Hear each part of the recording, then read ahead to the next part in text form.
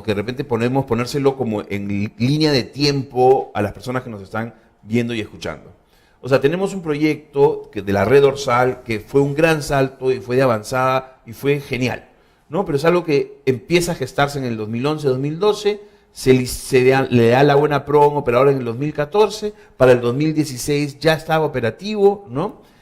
Han pasado ya, ¿no es cierto? Ya vamos casi a 3 años después y estamos al 10% de lo que debía ser el tráfico, claro. Ojo, ¿no? Pero no solo eso.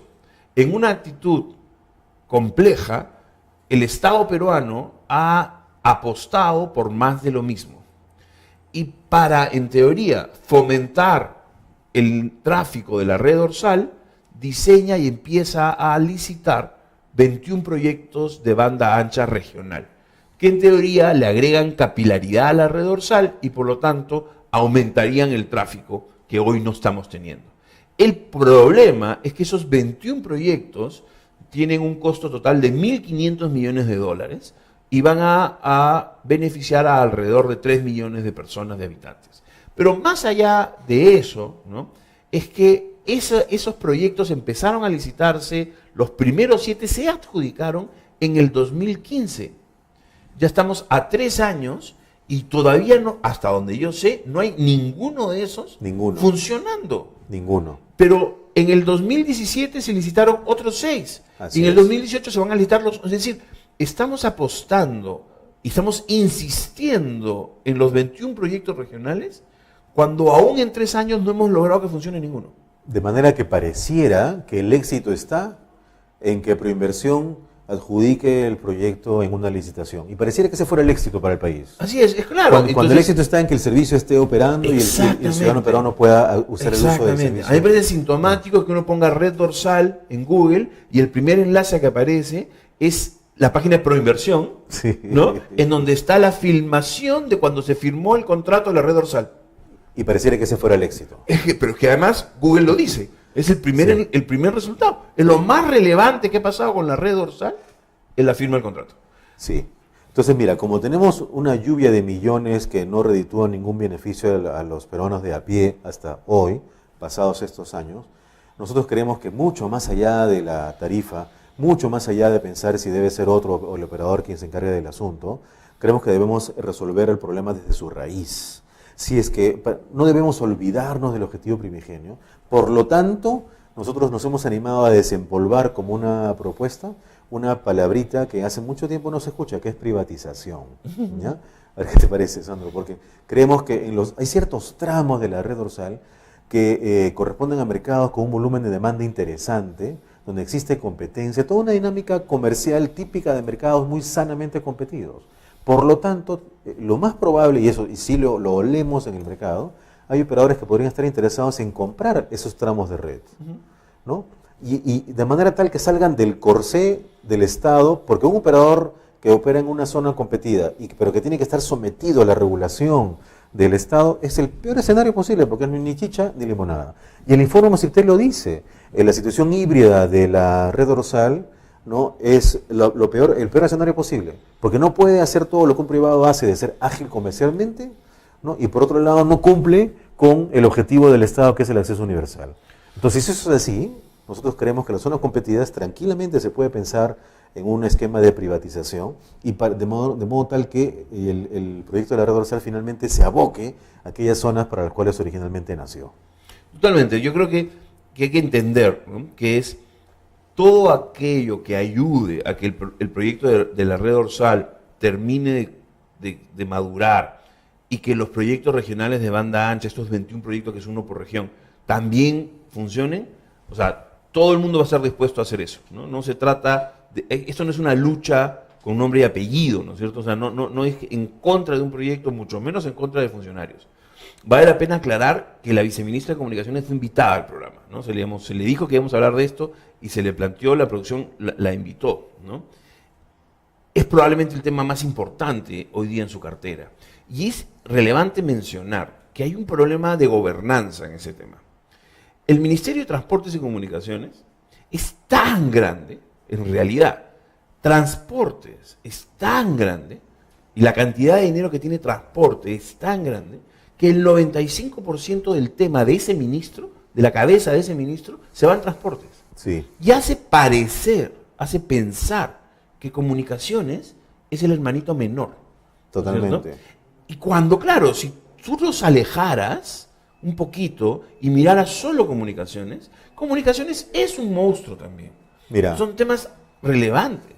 estamos en el siglo XXI. El concepto de que la T y la C estén juntas corresponde a un concepto del siglo XX, cuando las telecomunicaciones consistían en el despliegue de redes sobre las carreteras que Transportes Así es. construía. Y en la gestión Entonces, de concesiones. Yo creo que hay una mirada un poco parametrizada en creer que manejar las comunicaciones en el Perú, ¿no es cierto?, es gestar concesiones, ¿no? Pensar bien, diseñar bien concesiones, ¿no? Y por lo tanto, claro, por inversión es tan relevante. Fitel, que se ha convertido en un brazo ejecutor de proyectos, ¿no? Una especie de intermediario, ¿no? Con Proinversión, ¿no? No sé si realmente cumpliendo con su función original habría que pensar en Fitel. Me preocupa que la experiencia del actual viceministro de Comunicaciones sea tan clara de transporte. Ella es la directora de concesiones de transporte, ¿no? Y ahora está de viceministra, y me preocupa que la agenda de comunicaciones y de transportes tiendan a homologarse y a pensar que las carreteras, ¿no?, que el transporte de las cosas es igual que el transporte de la data, ¿no? claro. Mira, ahí vale la pena dar un paso atrás para ver, si lo vemos en panorámica, más o menos en línea con lo que tú dices.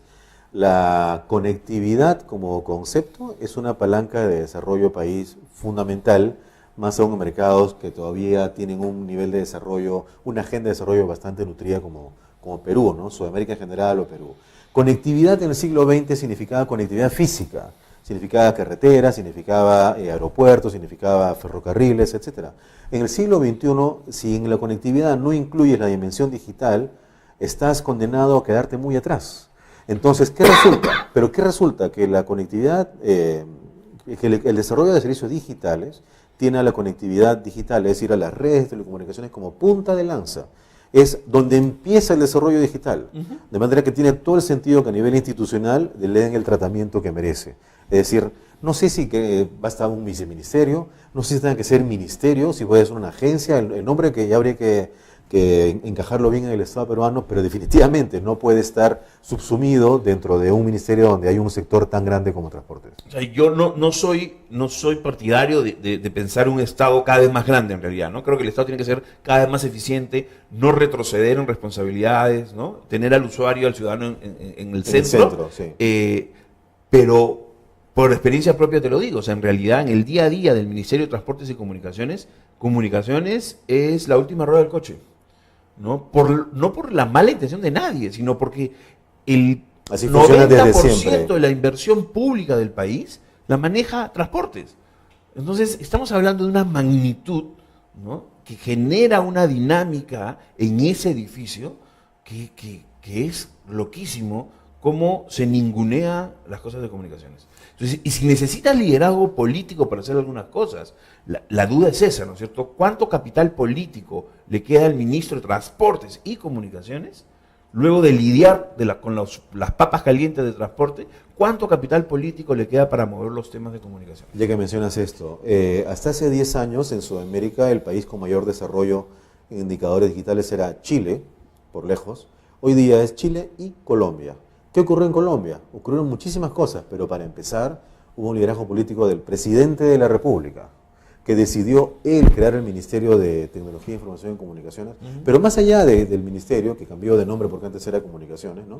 El presidente de la República tenía una visión muy clara sobre el impacto de los servicios digitales en servicios sociales como la educación, la salud, la seguridad ciudadana, justicia y cualquier otro ámbito de desarrollo humano que tú puedas pensar. Entonces, es esa la manera en que es necesario verlo y esa es la manera en que tenemos que enfocar la red dorsal.